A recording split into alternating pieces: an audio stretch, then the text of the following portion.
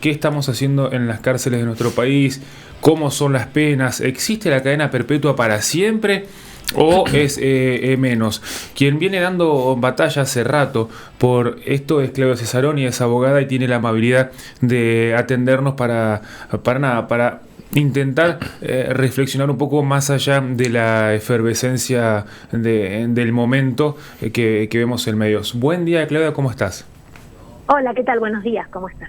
Bien, bueno, me ordené algunas preguntas para ir dilucidando cuestiones e ir teniéndolas claras. La cadena perpetua hoy en Argentina, a la cual están condenados, pasa al menos en primera instancia, algunos de los, entre comillas, rugbyers aquí. ¿Cómo es la cadena perpetua en Argentina? Bueno, lo primero es que no existe algo que sea cadena perpetua, porque eso es una terminología de la época que andaban los presos con cadenas. Digo, para precisar, hablamos de prisión perpetua y existe en la Argentina e implica hoy por hoy para personas que son condenadas a esa pena posteriormente al año, por hechos cometidos posteriormente al 2017, que fue la última reforma penal, implica morirse en la cárcel o más o menos, porque son o 50 años, esto hay como discusiones, por lo menos son 50 años o no salir nunca de la cárcel. ¿Entiendes? O sea, sí. En este caso de estos jóvenes que ingresaron, fueron detenidos, se cuenta siempre desde el momento que fueron detenidos, ellos tenían 21, 22, 23 años, saldrían, si no hay cambios legislativos, a los 70 y tantos años. Bien. En libertad. Bien. ¿Y por qué uno entonces lee en la ley que dice, bueno, la pena de homicidio es de 8 a 25 años y después vemos que la prisión perpetua llega hasta los 50? ¿Ahí qué juegan? ¿Juegan agravantes? ¿Juegan otras figuras dentro del...?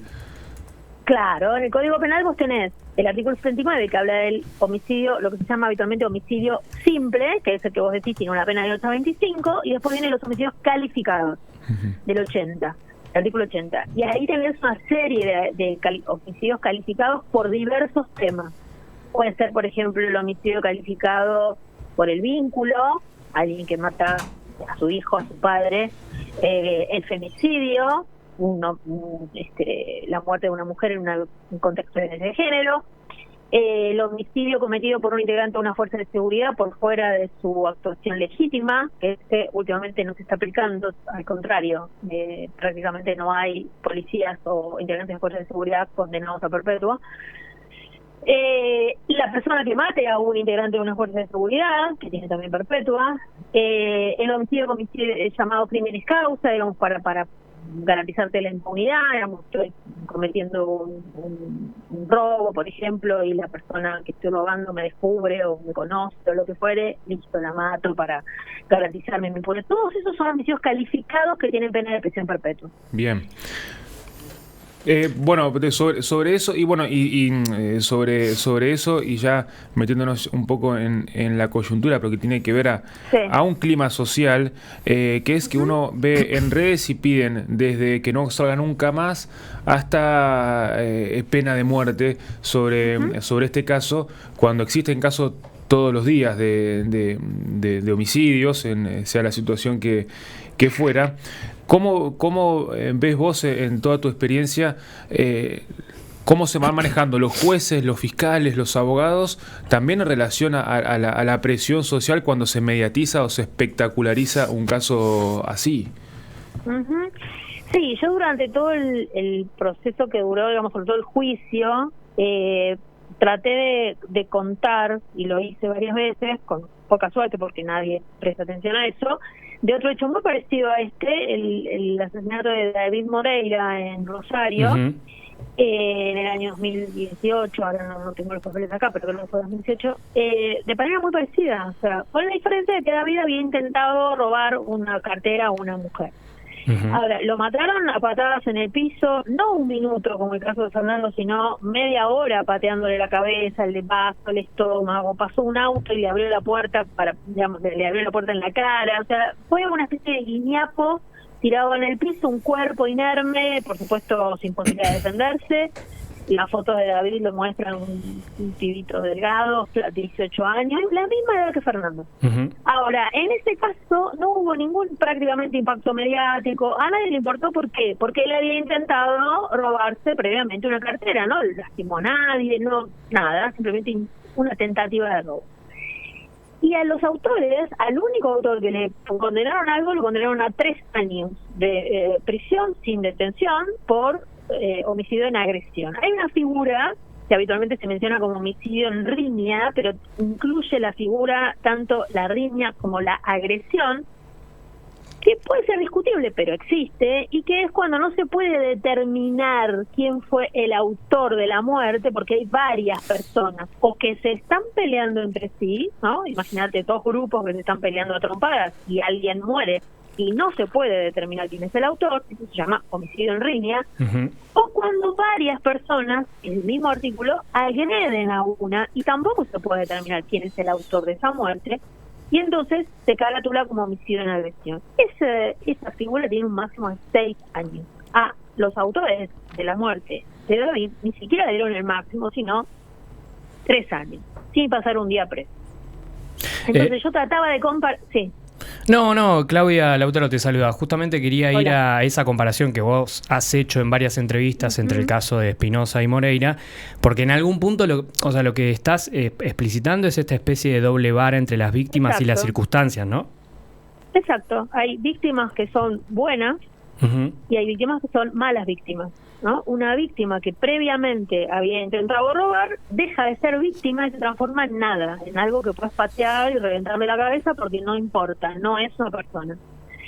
Y yo no estoy diciendo que me hubiera parecido bien que también les pusieran pena de prisión perpetua a los autores del crimen de David, porque yo estoy en contra de la pena de prisión perpetua en cualquier caso. Ese es otro punto. Sí, lo que estoy claro. tratando de demostrar es que, como ustedes planteaban, hay una elección mediática, popular también, digamos, una gran parte de nuestro pueblo, que está de acuerdo con esta doble vara, no le parece mal, la justifica.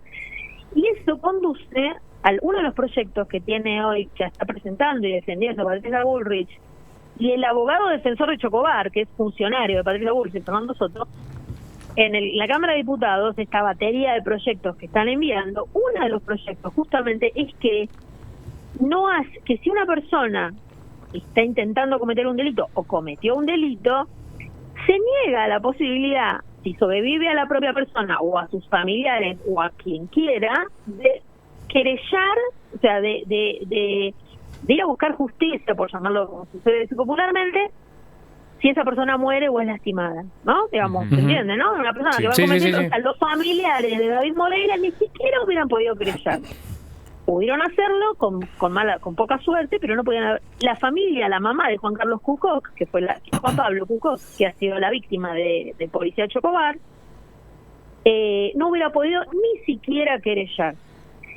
Y esto es, digamos, muchas veces las leyes o los proyectos de ley traducen un momento determinado político, un momento en la conciencia popular acerca de determinados temas. Lamentablemente esta propuesta que hace Bullrich tiene muchas posibilidades de terminar siendo aceptada o votada, porque existe esta idea de que hay víctimas que no merecen siquiera que se investigue si las maneras en que las mataron, ya sea personas comunes o fuerzas de seguridad, fue legítima o fue un exceso o fue directamente un crimen, ¿no? Claro. Claudia, igual pensando justamente en estos dos casos, el de Espinosa y el de Moreira, e incluso en futuros casos que sigan apareciendo en nuestro país, y siguiendo en la reflexión en la línea que vos venías de esta relación entre la justicia y cierta empatía en las víctimas y las familias, ¿es posible pensar un equilibrio entre ambas con las leyes que tenemos hoy? No, yo creo que la legislación penal que tenemos hoy es brutal, digamos, es más represiva y descarga más cantidad de pena que la que teníamos durante la dictadura. por supuesto, descartando lo que en la dictadura se llamaban delitos con motivación subversiva, ¿no? Pero el Código Penal, sin las reformas de la dictadura para agravar cualquier tipo de pena para casos en que se entendiera que había motivación subversiva, el Código Penal de 1921 era mucho menos brutal que el actual, ¿no? Digamos, prisión perpetua, por ejemplo, se llamaba a una pena que en realidad no era perpetua, que tenía un límite que era que a los 20 años la persona podía pedir libertad condicional. 20 años es un montón de tiempo, no es poco tiempo, ¿no? Es un montón de tiempo. Bueno, ahora, desde 2004, en algunos casos, y desde 2017, con las reformas llamadas 2004 Bloomberg, 2017 Petri, digamos, llamadas así, pero han sido votadas por legisladores de todas las fuerzas políticas, una persona que tiene condena a prisión perpetua es una persona a la que le dicen que por 50 años no va a poder pisar la calle, salvo para ir, no sé, a un hospital o a un velorio cuando se muera algún familiar, o al hospital, qué sé yo. Entonces, y son personas que en general son personas jóvenes, ¿no? Digamos, ayer justamente participé en una actividad que hicimos con este tema y un funcionario que trabaja en el área estadística. Hay 2.600 personas en todo el país con penas perpetuas. La inmensa mayoría son personas menores de 45 años. Es decir, que no te puedo decir cuántas de esas ya cumplieron 5 años, 10 años, 20, ¿no? Son personas, digamos, jóvenes. Bien. Se les está diciendo que van a pasar toda su vida, prácticamente, su vida, digamos, post-adolescencia o post-juventud, presa, ¿no? Entonces, eso, para mí, no es justicia, no se me suele responder, es una pena acorde con el daño que hicieron. No hay posibilidad de equiparar, ni siquiera si hubiera pena de muerte, porque el dolor no se equipara. No es que yo entiendo, digamos, los países que tienen pena de muerte, no creo que los familiares de una persona, de una víctima, de una persona asesinada, se tranquilicen o tengan menos dolor cuando ven que le meten una inyección letal al autor de... Digamos, el dolor no disminuye, aumentará en todo caso la sed de venganza, de decir, bueno, uno por uno, ¿no? Ojo por ojo. Bueno, yo creo que eso es un problema y que eso está construido muchas veces por los medios, por ciertos abogados. El abogado Burlando, cuando defensor, digamos, creyente en la causa de Fernando Báez Sosa, vos decías Espinosa, pero no es Espinosa. Perdón, es Báez sí, Sosa, Báez Sosa, perdón. De caso. El abogado de la familia de Fernando, construyó además su carrera política, porque después se propuso como gobernador, diciendo perpetua es justicia. Y y los medios de comunicación avalaron eso, acompañaron eso y construyeron a estos 8 jóvenes como una especie de monstruos casi más perversos que un genocida. O sea, era como si fueran, digamos... Ahora, Claudia, ¿me escuchás? Creo que te pedimos un poco. Ahí está, perfecto. ¿Por qué por ahí uno, cuando te escucha a vos, no sé cómo te llevas con la figura del abogado Oneto? Que también... Me llevo muy mal. ¿Por qué no? Porque... Creo que hemos tenido algún cruce así, pero bueno, ni lo conozco personalmente. A mí cualquier persona que sea candidato a la Libertad Avanza me resulta detestable. Sí. Pero además, sus ideas en general y su modo de trabajar como abogado también me resulta detestable. Sí, pero por ahí en ambos extremos uno dice, bueno, también son personas que le dan mucha bolilla a la aplicación estricta de la ley, o le buscan o en caso de él quizá le busca demasiado los vericuetos para hacer zafar a personas. No sé cómo lo ves vos. Es un abogado penalista muy exitoso en su trabajo, creo que lo es. Seguramente gana infinitamente más dinero que gano yo, y entonces trabaja de lo suyo, está muy bien. Sí, pero no tengo nada que decir, está muy bien, y por supuesto esta aparición de Thompson es un cambio de táctica, es parte de su estrategia. Vaya a saber si le da algún resultado o no lo sé. Pero bueno, no tengo nada que decir de él. No era la pregunta personal. No, pero igual, justamente quería entrar ahí porque lo acabas de decir. ¿A qué atribuís que Máximo haya dado este testimonio? ¿Qué hipótesis tenés? No, mira, a mí me parece que fue muy raro que todos tuvieran el mismo abogado. Si bien yo voy a decir una cosa que si me escucha algún penalista va a decir, esta mujer no entiende nada, pero no me importa. Desde el punto de vista de la solidaridad entre ellos y de que era un grupo de amigos, sí. A mí no me parecía que tenía algo de interesante, ¿no? Que ellos se defendieran juntos, sin acusarse unos a otros y solidariamente entre ellos. Ahora, desde el punto de vista de la defensa penal, es raro, porque puede haber situaciones contrapuestas entre unos y otros. Es decir, no es un grupo político, voy a decir, bueno, un grupo político, ¿no? Que se defiende políticamente, somos todos nosotros, no vamos a acusarnos. ¿Se entiende lo que digo? Digamos, sí. Esto es un hecho común, digamos. No porque sea menos importante, sino porque no tiene ningún trasfondo de otro orden que no sea esto que pasó. Un grupo de adolescentes que le pegan todos, algunos de ellos, a un pibe. Hola. Y ahora sí se cortó. No puedo creer. Hola. Ahí está. Ahora Yo sí. no te escucho, ¿eh? Ahora sí. No, se había cortado un poquito, sí. Digo, en este contexto de este delito, como sucedió, que son 8 los involucrados, obviamente algunos estaban más, de hecho hay 5 que tienen perpetua y 3 que no tienen perpetua. O sea, evidentemente los jueces vieron que había algunos que tenían más responsabilidad que otros. Pero, sin embargo, esta defensa de uno sobre otro no la hizo el defensor. ¿Se entiende lo que digo? Sí. O sea, surgió de las pruebas, pero el defensor, al ser uno solo, nunca planteó, no, tuvo más responsabilidad a que... Y eso, si hubiera habido defensas separadas, seguramente hubiera sido más factible de hacer. Claro. Entonces, yo entiendo que tiene lógica que y me parece razonable que los que tienen, sobre todo los que tienen perpetua, busquen busquen, digamos, alguna manera de que se revise esa perpetua. Claro. Lo veo muy difícil, sinceramente lo veo muy difícil. Pero bueno, me parece totalmente razonable. Yo, si fuera la madre de Thompson, o digamos, ni hablar si fuera la propia imputada, pero haría todo cualquier cosa posible para poder disminuir esa pena, ¿no? Y es ahí donde quería apuntar con lo de Neto y demás. No era una opinión personal, sino por ahí cuando uno te escucha a vos o escucha a personas que dicen la ley dice esto y la aplicabilidad de la ley corresponde esto, cuando uno lo contrapone con opiniones mediáticas, opiniones del propio Burlando, y después ve la sentencia de los jueces y dice, bueno, estamos aplicando la ley por lo que dice su letra o por la interpretación social que hemos hecho y no podemos salirnos de ahí. Porque entonces es preocupante eso, porque me pongo, Dios quiera que no, pero si algún día me toca ser juzgado por algo, quiero que me apliquen la pena que dice el Código Penal o el Código Civil, no lo que alguien interpreta porque provocó más o menos enojo en la sociedad.